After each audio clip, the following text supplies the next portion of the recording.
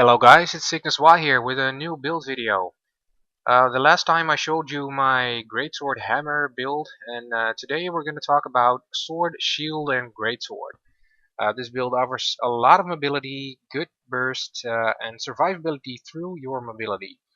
I've made a slight variation that I like and would share with you guys today. Showing off the skins, I'm using the Crackstone Shield and the Primordus Sword. And of course the Vulcanus Greatsword as the other weapon. Yeah, so like I was saying, the Greatsword with 100 blades can do a lot of damage if you manage to set it up, and Sword is very useful for that. You can use your flurry, swap weapons, and start 100 blading them to the face for a lot of damage. Shield is good for survivability, and you get a interrupt as well with Shield 4. And we're going to talk about the utility skills a bit later. So jumping into the build right here, let's talk about the traits first. The traits spread is 5, 4, 2, 3, taking 5 in arms, 4 in defense, 2 in tactics, and 3 in discipline. In the arms trait line, we start off with precise strikes, which adds bleeding to our critical hits. This is a pretty good trade already, but you'll see later on that we get some added condition duration through food, so it's pretty good with that as well. The first minor trait is Furious Reaction. More Fury is good, a little bit of Vigor, just this trait is taken for the crit chance, just like the Critical Hammer build. The second minor trait is Critical Burst, just helps dealing that bit of extra DPS with Arcing Slice, which is great for finishing after 100 blades. The second trait that you select is Forceful Greatsword. This trait actually allows you to stack a lot of might when you're 100 blading somebody. You can go up to, like, I've seen 20 stacks of might if you get lucky, and this offers a lot of DPS for your final burst. So following up a 100 blade with like a rush or an arcing slice, that arcing slice is going to do a lot of damage. And we take 5 in arms to get the minor trait that increases your damage by 10% to bleeding foes. You apply bleeds with the sword auto attack, you apply bleeds with precise strikes, so your foe is almost always going to be bleeding, and you have a lot of condition duration added to the normal sword bleeds, so we're going to get to that later. You can actually take Destruction of the Empowered, which offers 3% per boon, so you're going to need like 4 boons on your opponent to have that be superior. So I actually prefer Attack of Opportunity for this build, just because you always have bleeds on your opponent. So in the defense line for the thick skin, the useless trait, talked about that in the other video, you just get it. Dogged March is very good to reduce the condition duration of movement conditions on you. This just makes you more mobile, and an immobilized warrior is a dead warrior, so you need to be able to escape that. Adrenal Health, of course, adds a little bit of survivability. You will be using your burst skill quite often, so just don't depend on this, but it still adds a little bit of regen, which is always good. And the second trait that you select in the defense tree is, of course, Cleansing Ire. You're gonna need some way of condition cleansing, and Arcing Slice is actually pretty easy to land because it's AoE. So if you have like a clone next to you and you use Arcing Slice, then you're still gonna get the cleanse because you hit the clone. So yeah, it's pretty good for that.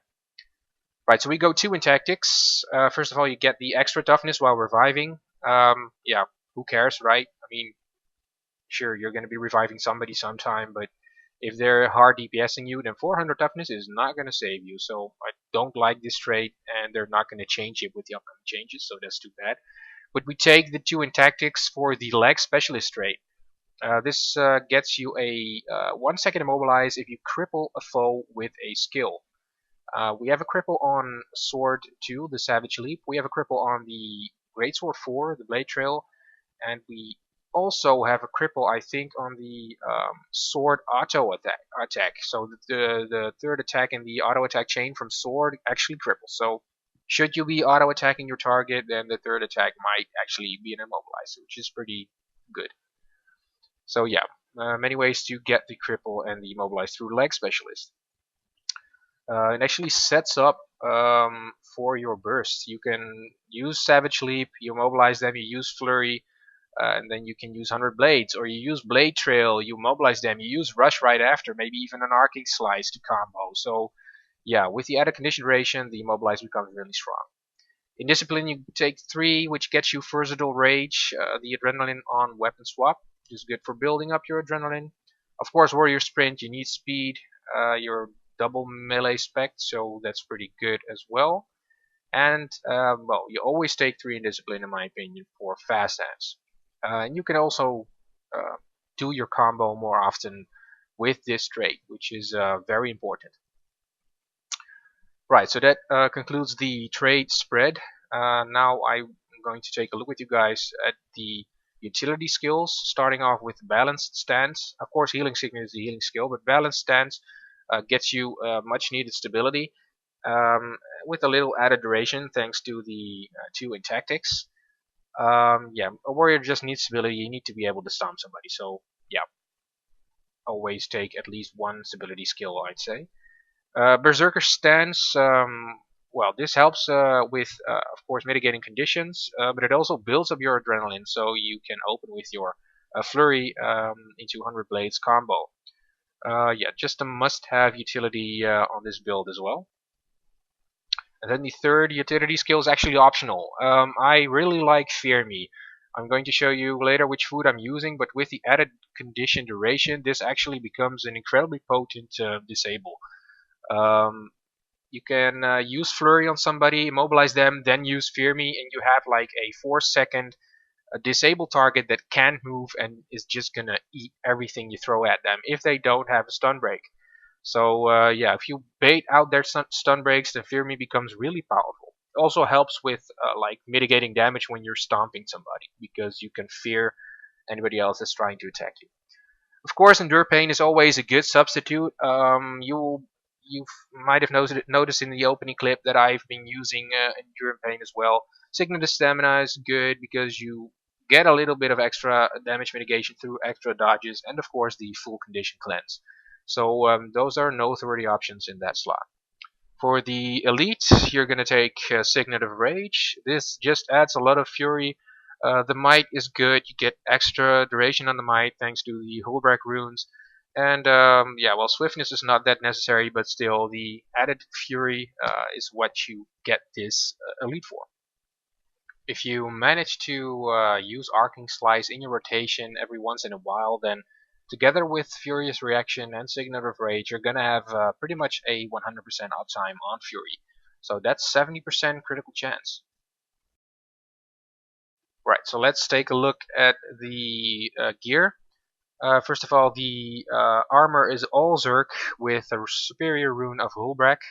I have 2 Ascended pieces, which I'm very proud of. And yeah, the Hullbreak just adds the minus condition duration, which is paramount. You're gonna have over 50% reduction on movement conditions, which is pretty good. And the added might duration actually really helps on this build. You have a couple of ways to stack might, and 100 blades with Forceful Greatsword is awesome.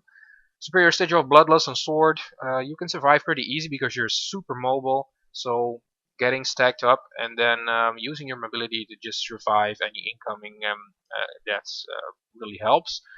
The shield has superior sigil of energy. I just like energy. It adds another dodge when you swap the sword. Maybe if you have to get away from somewhere, then the extra dodge might be enough to save your life.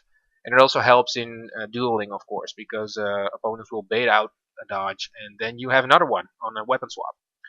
And the Greatsword, you might remember it from my other build, the Hammer Greatsword build, just has superior sigil of air and superior sigil of fire. Pretty much all the burst damage is coming from Greatsword on this build. Of course, you have Final Thrust, but that is pretty hard to hit.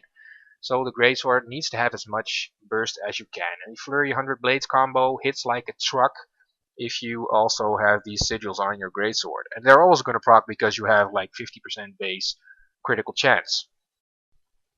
But also, like a Blade Trail into a Rush can suddenly do insane amounts of damage. Rush is pretty strong already, and just proccing the sigils can do a lot of surprise damage. So taking a look at the trinkets, we have Zerk back piece and amulet.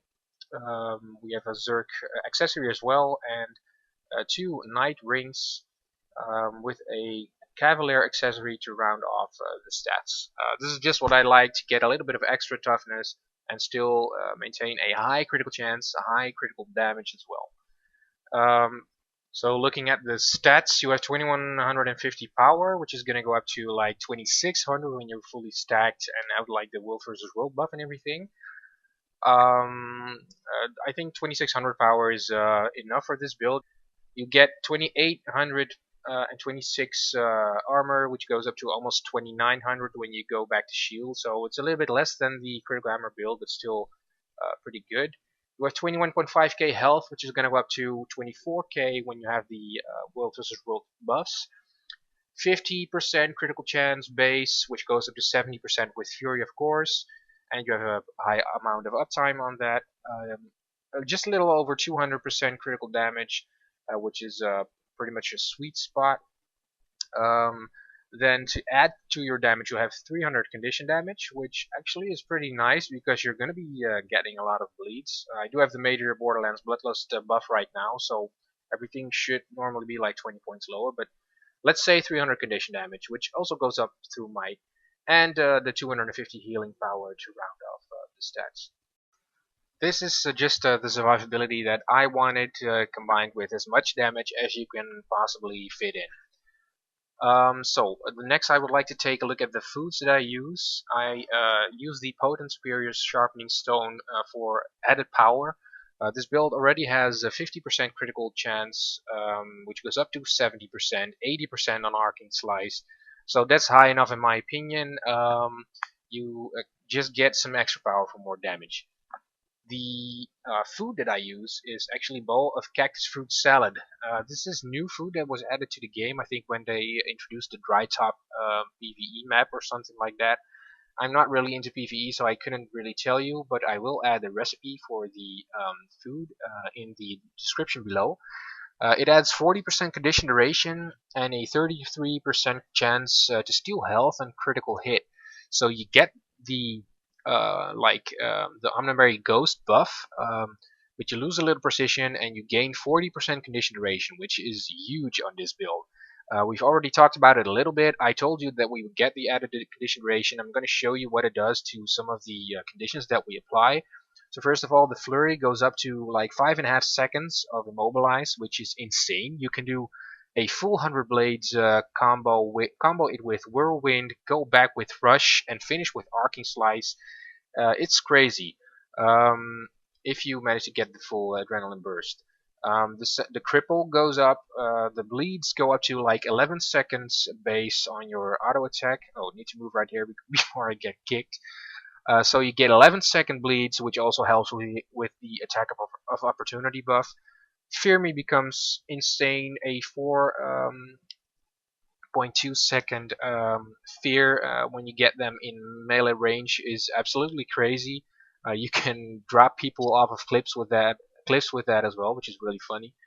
Leg Specialist goes up to a 1.4 second immobilize, which allows you to do a lot more than you would normally be able to. You can use Final Thrust before the immobilize runs out. You can combo Blade Trail with Rush, then follow it up with an Arcing Slice for insane damage without your main combo that everybody's gonna expect. And it also allows you to set that up easier as well. So yeah, bowl of cactus fruit salad on top of the condition duration. You get the 33% lifesteal, which is great, an absolute staple on the build. So that's the Hulk Flash build for you guys. I hope you like it. Try it out in World vs. World. It's pretty good in 1v1. 1vx is going to be a bit harder. Just kill somebody, kite a little bit, and come back to kill the others. Should be pretty fine. Like the vid if you want to see more. Subscribe, you know, all the kind of stuff. And I will see you guys in the next video.